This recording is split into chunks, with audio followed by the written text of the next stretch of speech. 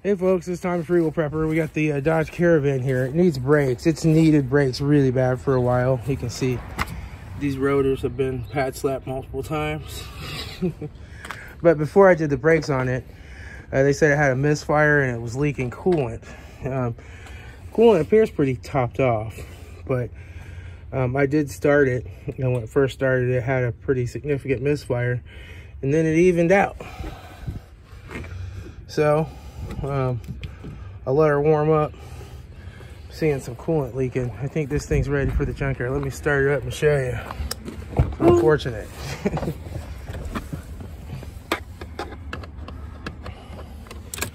We got 206,000 on her. And you could just hear a little bit of a misfire even there when it first started up, and then it clears up.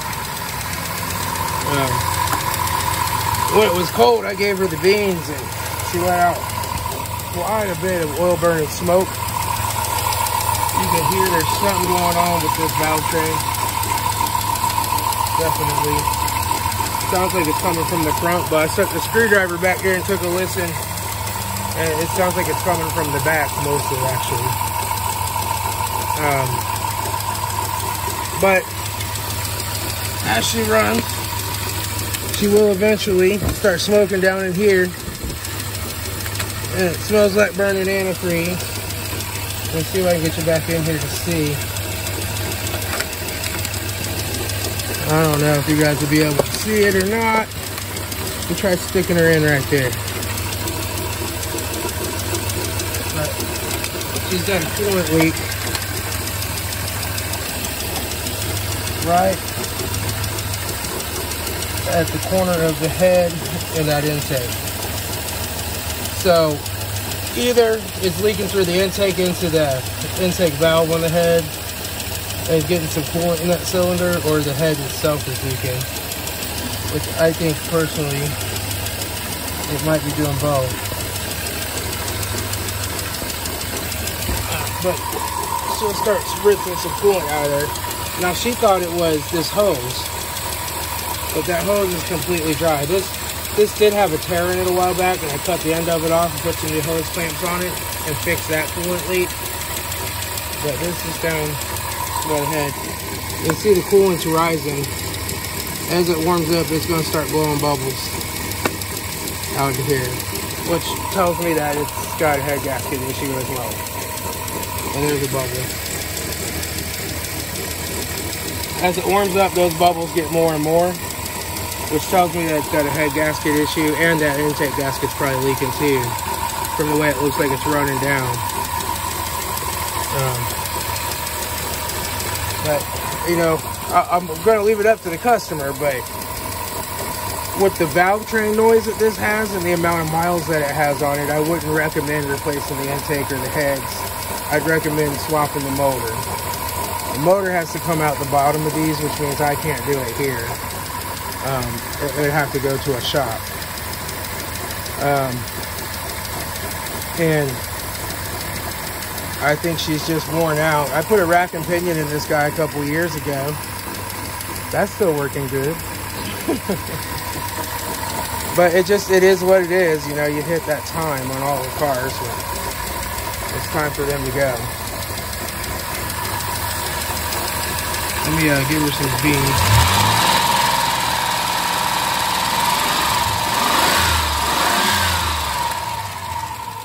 There's more bubbles.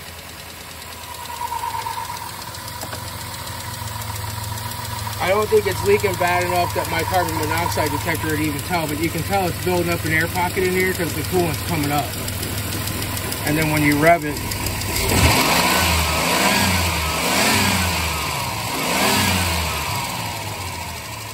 you're getting more bubbles. I think she got blown head gasket, but I don't think she's blown bad enough that my coolant tester, my tester's going to see the carbon monoxide in the antifreeze. I got one of those testers that turns yellow or whatever. It might as it warms up and gets hotter though. But you can start, I don't know if you can see it, but it's starting to let little whiffs of smoke out here off the exhaust, where it's spritzing little amounts of coolant out the side there. And let's see if she's still smoking when I give her the bean. She's huffing out the smoke. And let's see what this smells like. It smells like a mixture of antifreeze and oil. She was quite low on oil. She was about 3/4 low on oil too, which that's probably what wiped out the valve train. Here comes the smoke, and that smells like straight up antifreeze burning. So that's what's going on with her. Unfortunate, I mean, that would be an expensive repair, just to do the head gaskets and the intake. And you'd still have an old motor with the wiped out valve train. So you just want to put another motor in it. It's going to be a $1,700 job, I'm sure, by the time you get a motor, all the fluids, other little things that'll need to replace, like hoses. Get a shop, take the bottom undercarriage, drop it down, put a new motor up in it. Fortunately, the van's just not worth that much. So every once in a while, you get one you can't fix. But I'm glad I diagnosed that before I put all these new brakes on. These came from Amazon, so they can be returned, no problem. And, you know, probably just charge her like $50 for diagnosing it and looking at it, and it'll have to go to the junkyard. I might not even charge her. I feel bad for her. I just took a quick look. So that frees up the rest of the day. I got a transmission to go in that guy. I went and picked it up yesterday in Fort Wayne, Indiana. Actually, it was in a town called New Haven, which is right by Fort Wayne. And she looks pretty good. She looks like a transmission. Seals look good in it. Don't seem to be leaking. Transmission fluid is all drained out of it, so I can't see what that was like. But you know what you want to check on these when you get them. Number one, make sure this looks good and there's not a bunch of needle bearings falling out here. And that looks good. And then you want to check to make sure the electrical connector's not all smashed up. A lot of times I cut those off. This one they unplugged. Check the seals on the end, make sure they look good. All those can be replaced. Look around it, make sure there's no other big leaks. You know, I just kind of do this quick visual inspection when I pick them up. But it looks like a pretty decent transmission. I'm sure it'll drive for a while. There is a little bit of wetness around that pan, but that could be oil too from the engine. Yeah, that's oil from the engine dripping on it. But yeah, she looks pretty good. So we're gonna get that installed in there. Probably not this weekend, probably next weekend. I gotta get a battery put in this guy. I still need to get a scan tool on that guy and do a final dead diagnosis on it. And I got a water pump put on my mom's car this weekend, so it's still gonna be pretty busy, but I'm gonna have some extra time now that I don't have to do the brakes on this guy.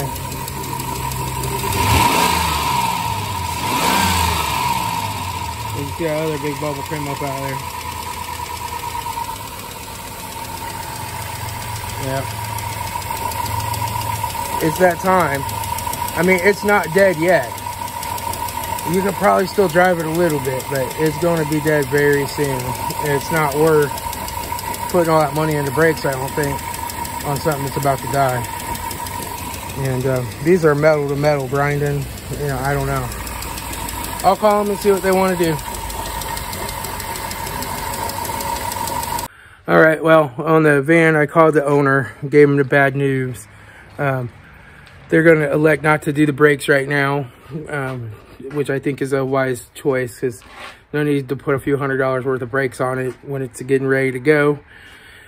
And they're going to talk to a family member that might want it, and they're going to, you know, I told them, like, I know a junkyard that probably give them $200-300 for it, and they come tow it. That they want to come get their stuff out of it and everything. But they're going to let me know sometime tomorrow. So I'll get it moved here if I end up doing a water pump. I don't know if I'm going to do that today. Right now, I'm going to take this transmission down to the junkyard and see if they'll let me unload it down there and stick it in a corner. Just because I have to haul some steel for them to fix their wrecker. And that's going to be cut and processed next week. So I got to pick that up at work and haul it over to the junkyard. So I'm not going to be able to do that with the transmission back there. So we'll see. If they don't have room for it, I guess I can bring it back here and get my engine hoist back there out and lift it down and sit it in the garage. But I'd rather not have it in my way while I'm trying to work on cars. But I need to get it out here because it's supposed to rain tomorrow. I don't want it sitting out in the rain. I mean, I could throw a tarp over it, but right now with the Buick being down, I have to drive the truck. I could drive the Rendezvous. I got to put the battery in it. But I don't know. We'll just see how it all plays out. But anyway, thanks for coming along for the Dodge Caravan diagnosis. I thought I was going to get to do a video of me doing the brakes and everything on this today, but sometimes it just plays off that way. I got the Detroit axle brakes here, but this is a complete set. It comes with all the brake hardware. It even comes with all the new boots and all that. And it was only 170 bucks roughly with tax and shipping and everything. But I can return those. Just pack them back in their box and take them over to the Kohl's and drop them off. And no harm, no foul there. You know, just is what it is. But I always like to get the brakes online because you can get them really cheap. I know that a lot of people really think that those Detroit axle brakes are like cheap and they're junk and blah, blah, blah. I've run them on my cars and customers' cars for a very long time. I also get brakes from a place called Brake Motive on eBay sometimes. Excellent brakes. Like, the rotors just don't warp and they last and last and last. They really, really are good brakes. They're better than the brakes that you used to pay 3 times as much for at AutoZone. AutoZone and Advanced Auto Parts rotors, they just warp. And a year from now, you'll be getting the shimmies while you're driving down the road. And, you know, you'll end up having to do all that crap over again. Where these just don't seem to do that. Especially the drilled and slotted ones, which is what I have on my Buick. You can heat those babies up, like coming down through the mountains, just riding the brakes. And they just take it. They don't warp. But you do that with a set of Advanced Auto Parts brake rotors one time, it's done. It's done. Even the premium ones, even the premium stuff just seems to warp there. It's cheap metal. But anyway, I'll talk to y'all later. It's Tommy, Frugal Prepper. I'm at the old junkyard here. Heading down to unload all my old parts. Down here by the crush pit. Oh, I filled this one in with some gravel. Nice. Yeah, I kind of go kind of slow, especially when you got some weight in the back. You don't want to break this old rusty, crusty suspension on this old girl. We'll just head down here and throw this in a car they're about to crush or whatever. Yeah. There's the crusher over there. That's the car crusher. That thing's pretty neat. It crushes the cars over there.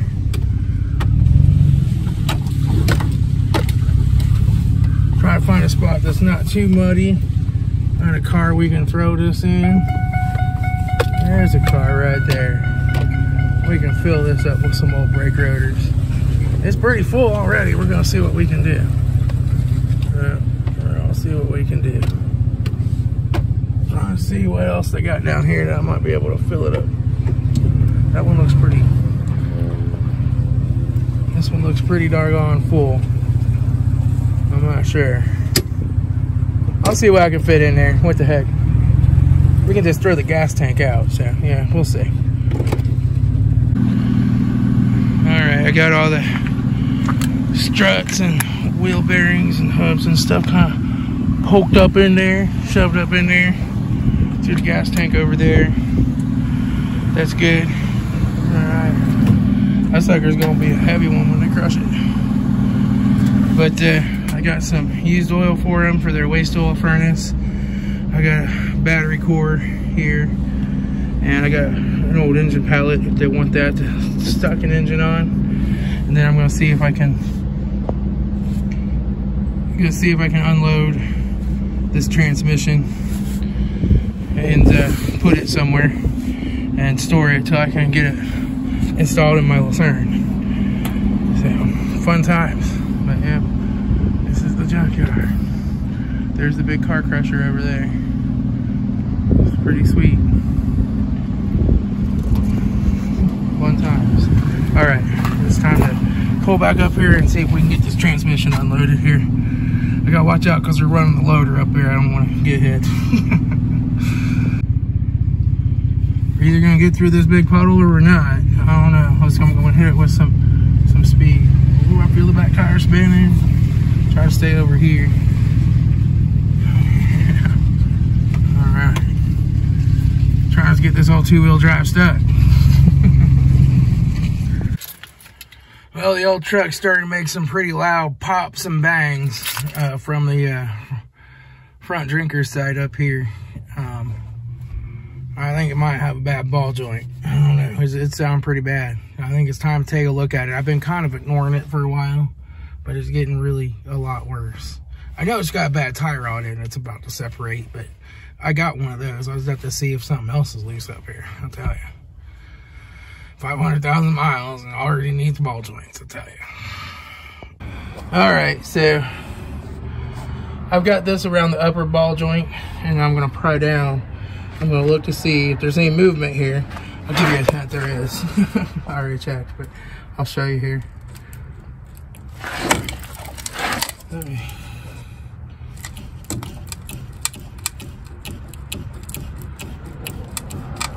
I don't know if you can see how much that's moving independent of the control arm. But yeah, she's about to fall apart. The upper control arm seems good. The upper ball joint, I mean, seems good. I'll pry on that upwards, and there's no play in it. But that bottom one's about to go. That's where all my popping noises are coming from.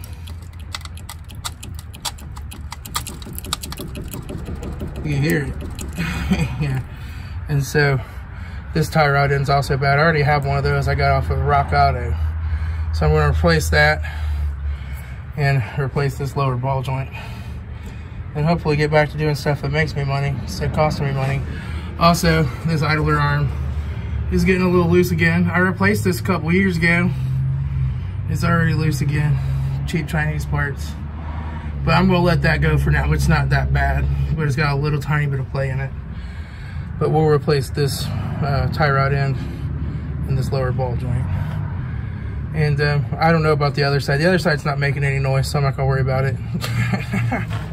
It's my truck, you know. If it was a customer's truck, I'd worry about it. Check that out, man. That sway bar link has been in there for 512,000 miles, 20 years. It's still pretty stout. I mean, for as old as she is and as much salt as she's driven through, she's not in terrible shape. Not in terrible shape at all. So that explains, like yesterday I was noticing when I was stopping on bumpy terrain, I hear some popping. I felt like that wheel moving a little. That's what's going on right there. So we'll get that sucker replaced. All right, I'm gonna try to set the phone on the tripod here and bring you guys along for the ride. What we gotta do is force this ball joint down into the cup. And sometimes you can just whack it a few times.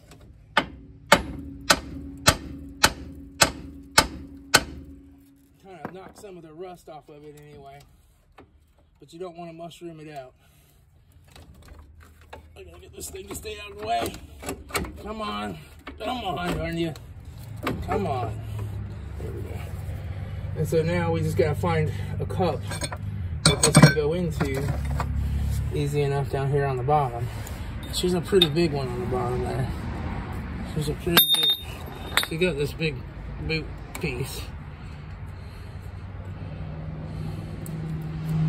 And the boot's all coming apart there. We'll tear this boot off. Oh yeah, now I'm getting greasy. Alright. But she seems pretty sizable. Let me go get the new ball joint out and Look at that, or maybe just crawl down under here and take a look. See what we're looking at. Oh yeah. Oh yeah, she's a big old girl. Oh yeah. Okay.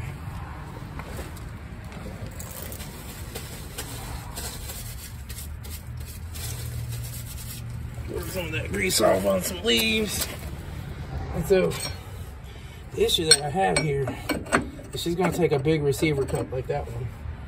And we're gonna have to make sure that the bottom part can still fit through there. Okay, that'll work.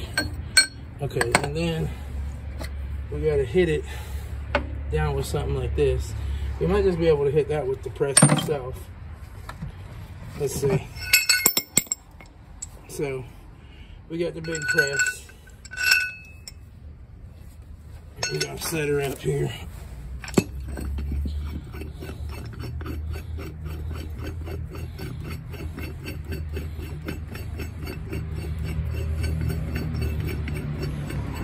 Oh, man, that's too far. That's gotta be too darn far. Hang on. So what we can do is just put it on here like so. Alright, and then we'll take that and put it on the top.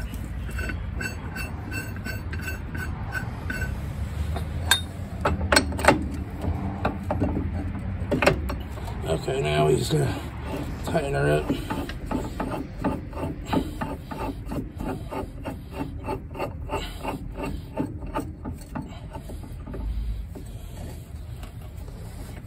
Make sure she's straight.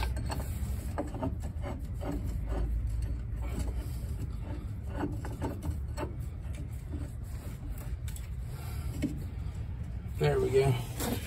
Now we just gotta hit her down with like a 22. Yep. Let me grab my airline. Grab my impact wrench.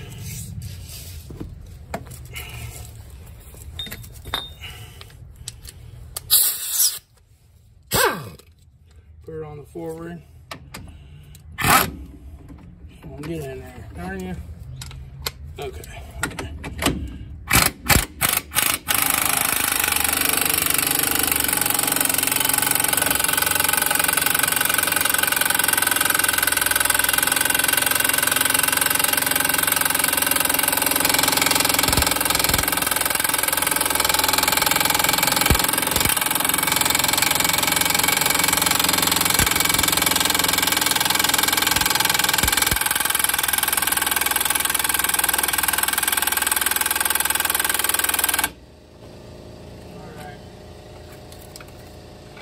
Got some pressure on it. All we can do is try whacking her a couple times with the hammer.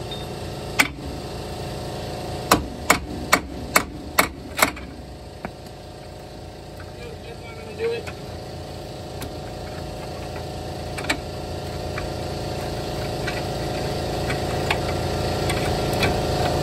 Oh, come on. Give me a break. Yeah, okay. What I'm going to do is hit her with a stronger impact.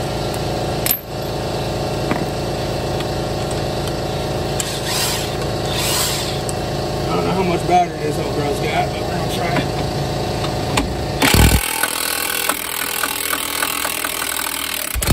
There we go.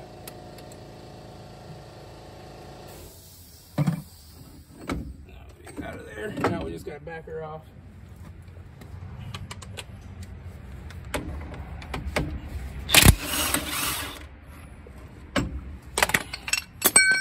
There is one bad ball joint. Alright. Now I'm just going to clean this up a little bit, and then we're going to stick the new one in.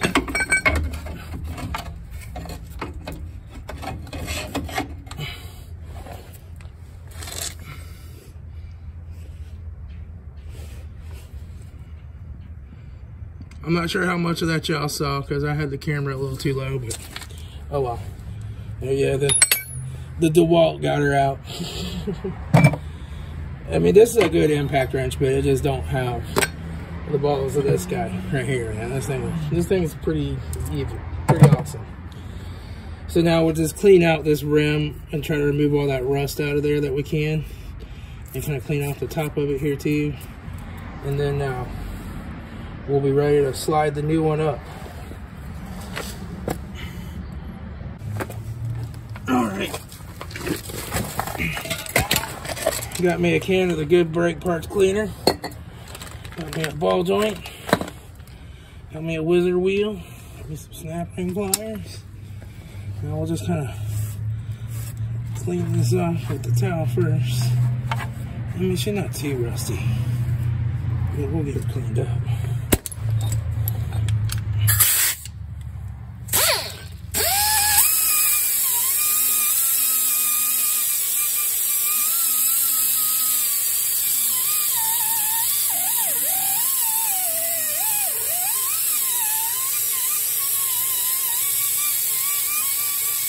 You want to make sure you get this part cleaned up because that's where your snap ring is going to go.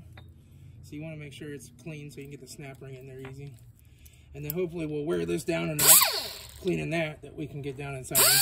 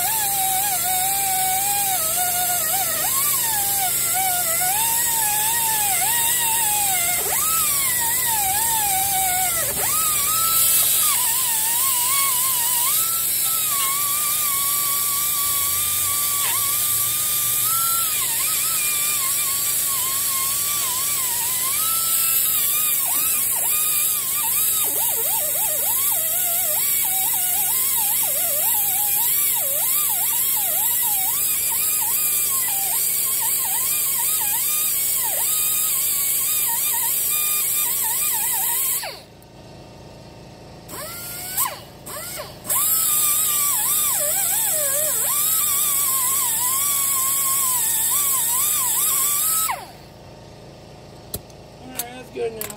Now we're ready to pop the new one in.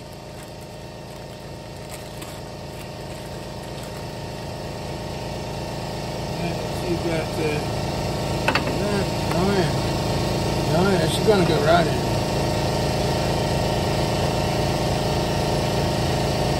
All I gotta do is figure out the right diameter ring for that part right there.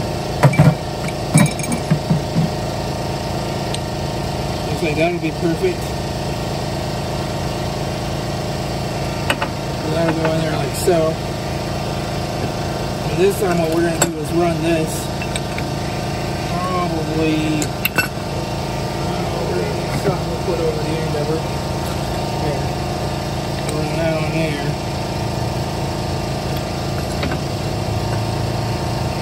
And then we're still going to need something to put up here.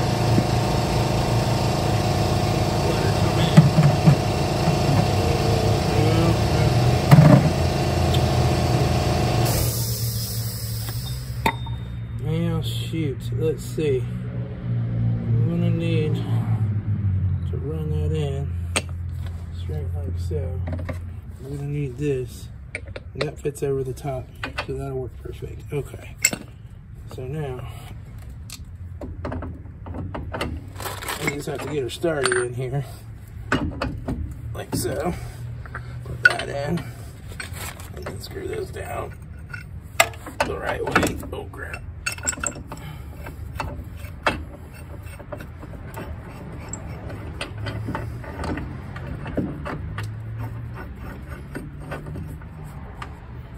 Okay, now let's get this put back out of the way.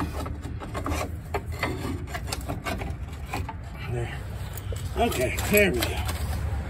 Now we gotta make sure this is centered over the hole.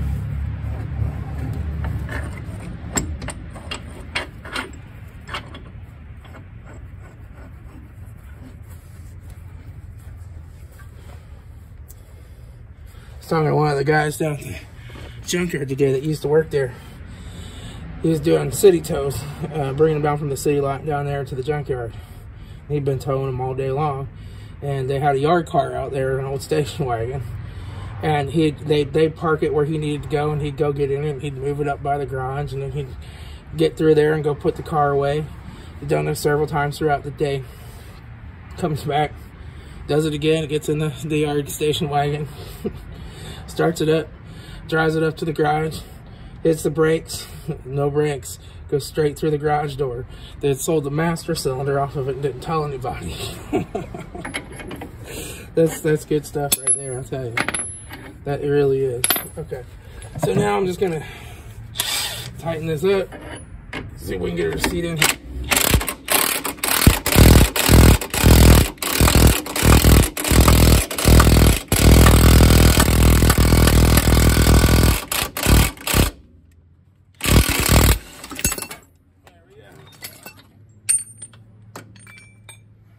She is in there. So now we just gotta put our snap ring on.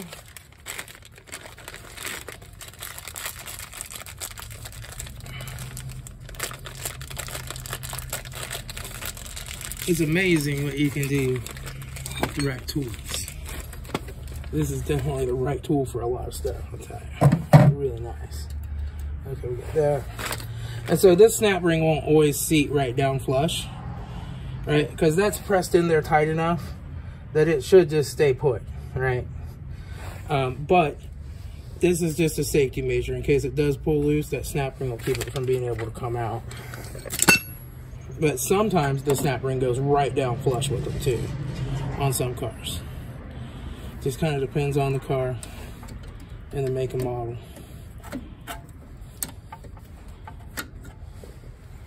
And then what we'll do is we'll take and we'll turn this a little bit just to make sure she's in there. Now let's take and turn it forward. Doo-doo-doo.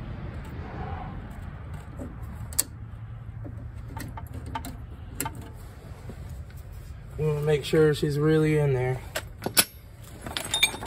I'll just normally tap her with the screwdriver a little bit.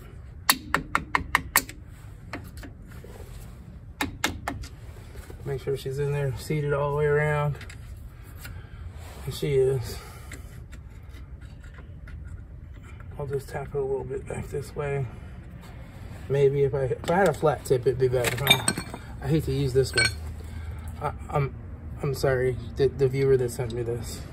I know this is not what this Texan screwdriver is meant for, but sometimes you just gotta use what you got.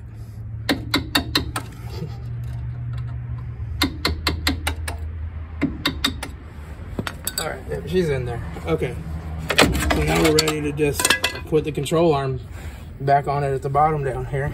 You can see how tight she is. I mean, she's on there tight. I don't want to hammer on too much and burn her up with threads. But now she's tight. This one is all loose. Yeah, I mean, you know, 512,000 miles. You can't complain, right?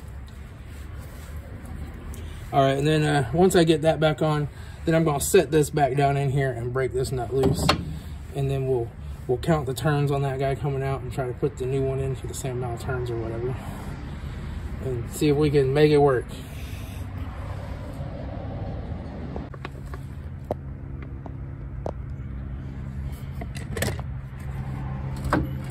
Just gonna try to show you. I'm just kind of taking and pushing in here with the pry bar, and then I can push this down.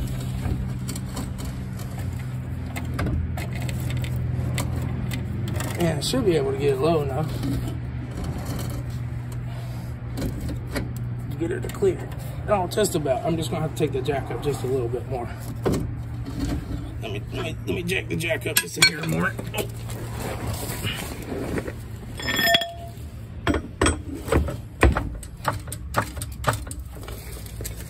There we go. Now, should be good to go.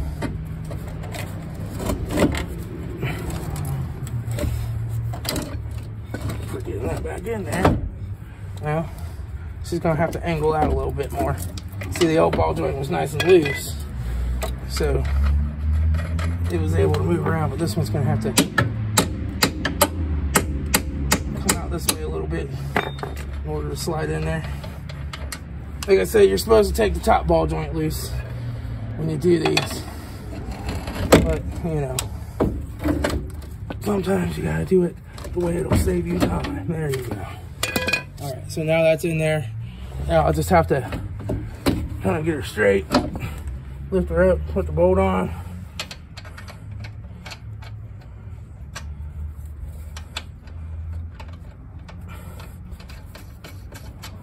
Then we'll just tappy tap her with the impact a few times, put a cotter pin through her, and it's done. All right. This one's a 27. Holy crap. The old bolt was like a 22. I'm not gonna use the old bolt though. We'll just stick the new. We'll stick the new aftermarket Chinese in there. All right. Make sure she's on forward.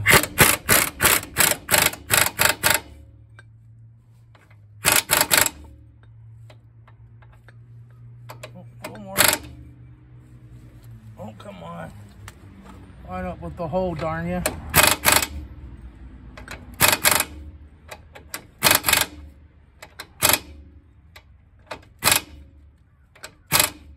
There we go. Now she's all lined up with the hole. I can slip the cotter pin in her.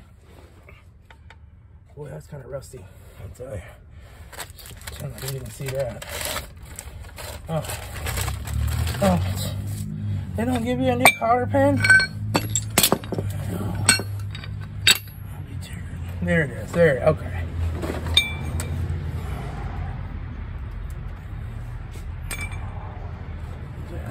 We'll bend it around here. We'll bend it up there. We'll hit it a few times with the hammer to get her to bend. Bend that around there. Put this off down here. All right. So that ball joint is done. Ooh, she turned stiff now. Yeah, all right.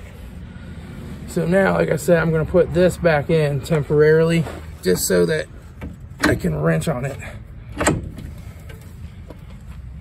I can wrench on this to get this bolt loose. We'll spray it down with some more of the good Providence penetrating lubricant. I'll throw this bolt back on here just to kind of temporarily to kind of help hold it in.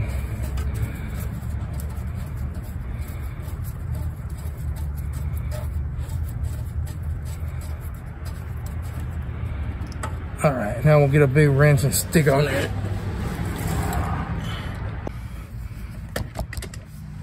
All right. Let's see if we can crack this big old nut loose. I don't have a wrench big enough, so I'm gonna use my big old crescent wrench.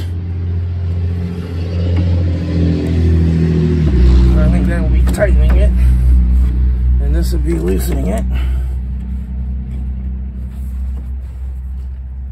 Oh geez, she's on there. Hang on, I'm gonna have to get back in here. I'm gonna move the camera back a little bit.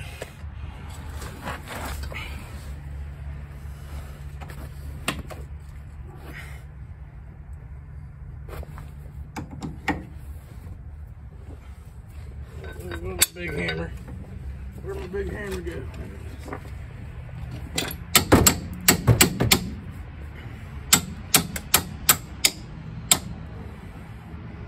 She's on there. There she goes. All right.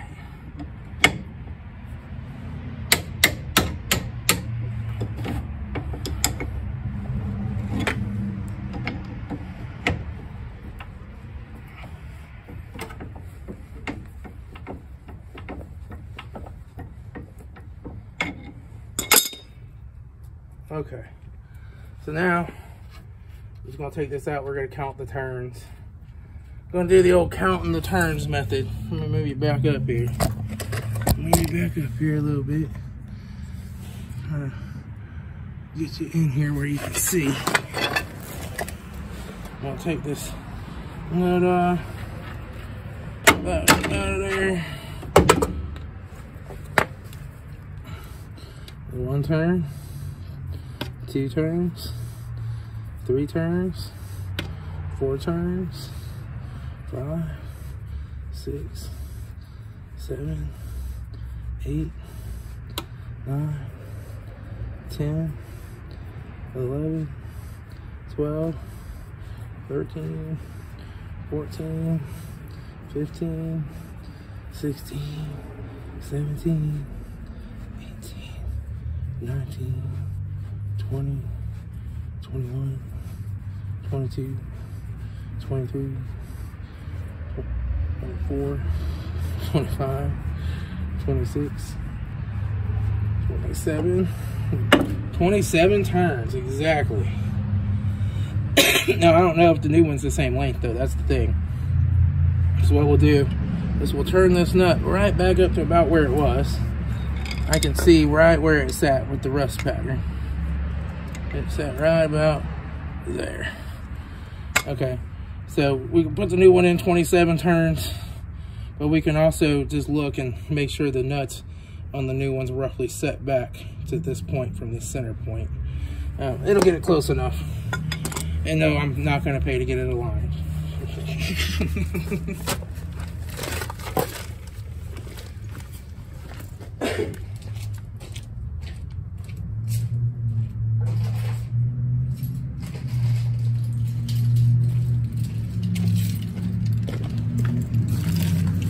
So here is my new tie rod end. This is from the Rock Auto. They wanted like 70 or 80 bucks for a basic tie rod end with the autos in. What? I went on Rock Auto, they had this one on the clearance for like $4.27. And you know, you gotta pay the $12 shipping or whatever. Still way cheaper than buying one of the autos though. So let's see if these are about the same length. Hold them up back to back. And this one is actually longer. So counting the turns is not gonna work. So what we're gonna have to do is bring this lock nut back.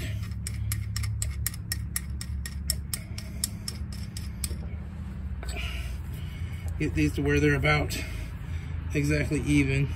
You wanna go from this part to this part. Make sure it's about exactly even as it can get.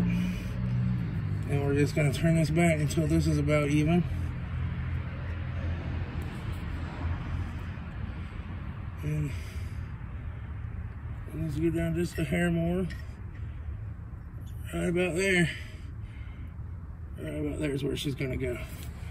So that'll just have to be good enough. What I can do is if she drives crooked, she drove straight before. So if she drives crooked, I'll just come and give this a little wedge. Put a little wedge in her. Take a little turn here, turn there. You know, and we'll get her driving straight again.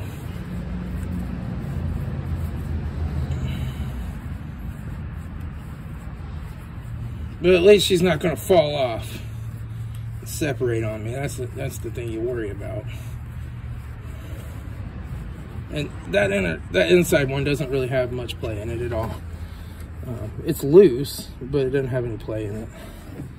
So I'm not worried about that. Not yet. I mean, it's pretty loose. It probably should be replaced, but I don't know how much longer this old truck's got, so I'm trying to do a minimum amount of parts. Minimum amount of repairs.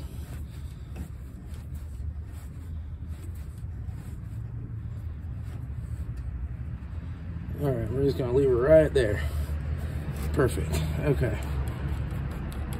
I wanna put her in. And see, I intentionally tried not to move this. That's why I did the ball joint first to make that nice and stiff. And it dropped straight in place. So that tells me that it's pretty close to dead on. I did not have to move that to get it to drop in. So All right, now I just gotta figure out what size this guy is. Well, that seems close enough. Yeah, that's a 21. And now I'm just gonna hammer this guy home. And then let me get her back. Yeah, she's on forward. Okay. Now, oh come on. There. I want to see if she's lined up to get a cotter pin through her. Oh, jeez. Hang on. Oh. Okay. Where is the cotter pin hole? Oh yeah, she stopped right on the money. Right on the money. Okay, here's our cotter pin.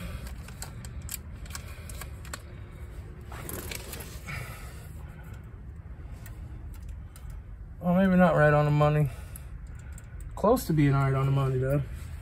We're gonna just give her a little bit of a tip. I don't think that's the right size socket. I need something smaller. Well, did it stop on the money that time now? Let's see. No, she didn't. So hang on, let me find the right size socket because that one's slipping. That's a 21. That's a 23. See if I got one out here. Yeah, great. I'm gonna have to go get up and get something else.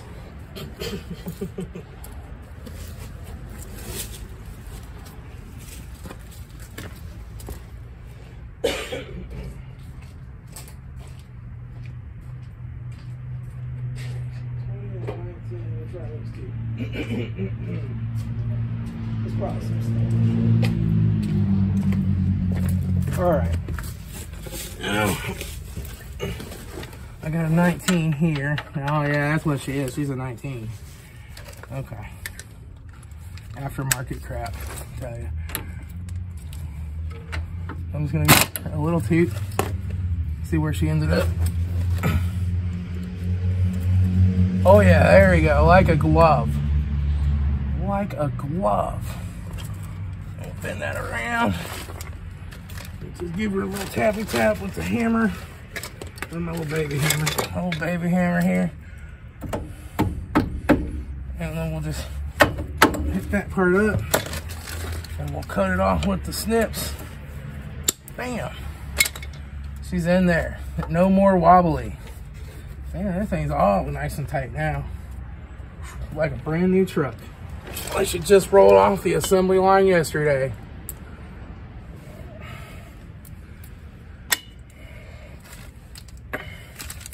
All right, now I gotta put this little doohickle in here.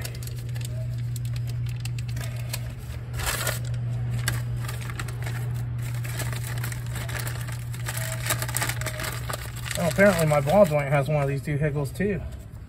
Well, I guess it takes lube too. Hang on, let me take a look.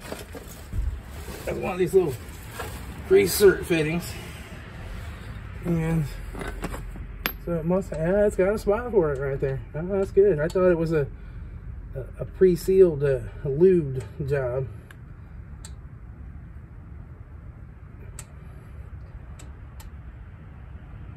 Now it takes one of these. One of these goes in this one. And that might be this one. And one goes in the other. I'm not sure which one's which.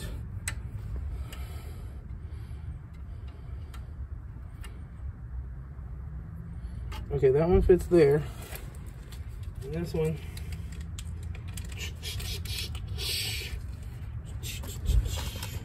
This one's a tinier one. I bet she goes in this one.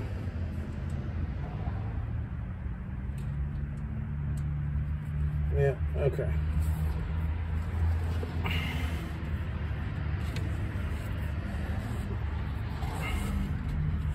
Now we just gotta kind of get her tightened in there. We're just gonna use what we got.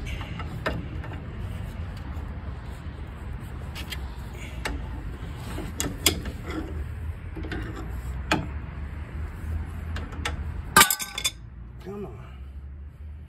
Oh, come on.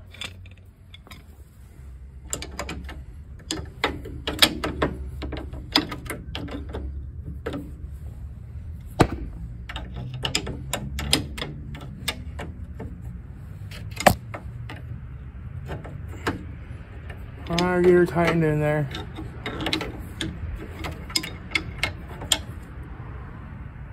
There we go, that one's in. Now I gotta get back here to this ball joint one. That's gonna be fun. I wish I would have known this before. I would have done this before I put it all back together.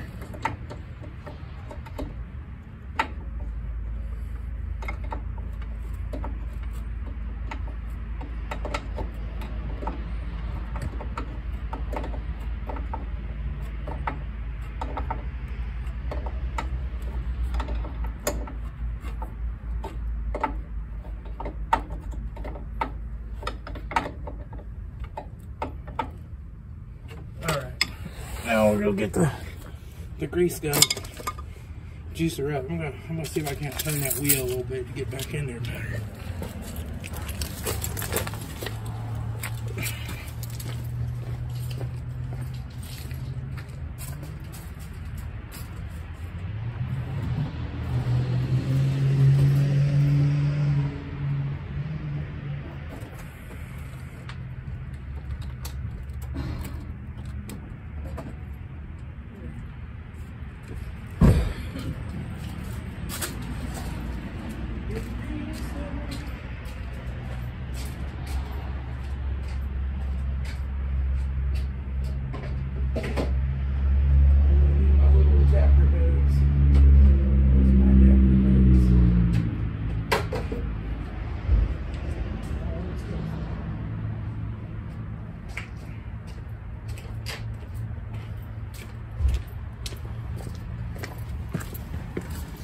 All right, I got my Harbor Freight pneumatic grease gun, and let's put this adapter hose on it because it has one of the older style fittings, not one of these super high flow fittings that I use for my impact. And I just made this little adapter hose. There. So now we'll hook it onto this one.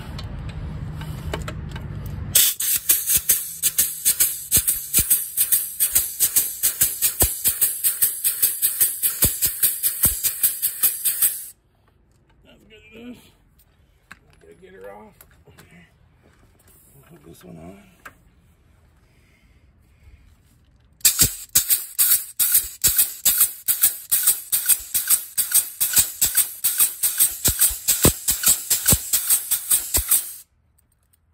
That's good enough. All right.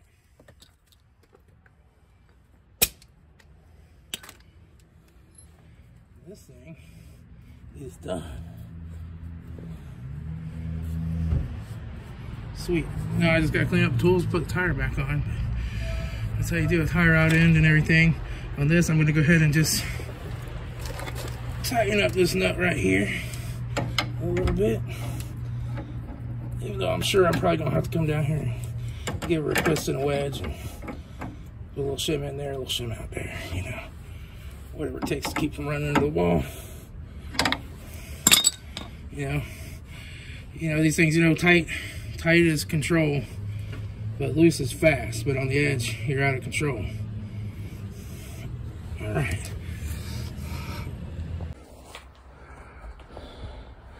All right, she's all put back together. I'm gonna warm up a little bit here. This is my heater I got for $5 at garage sale this summer. I just dumped some kerosene in there and lit her up. She burns. She burns pretty clean too. Nice and warm. Not a bad deal. $5. But truck's all done. Wheels back on. I'm not gonna drive it tonight. I'll drive it tomorrow. But it's getting late, cold, I'm tired. I want to go in. I want to relax. But anyway, I will talk to y'all later.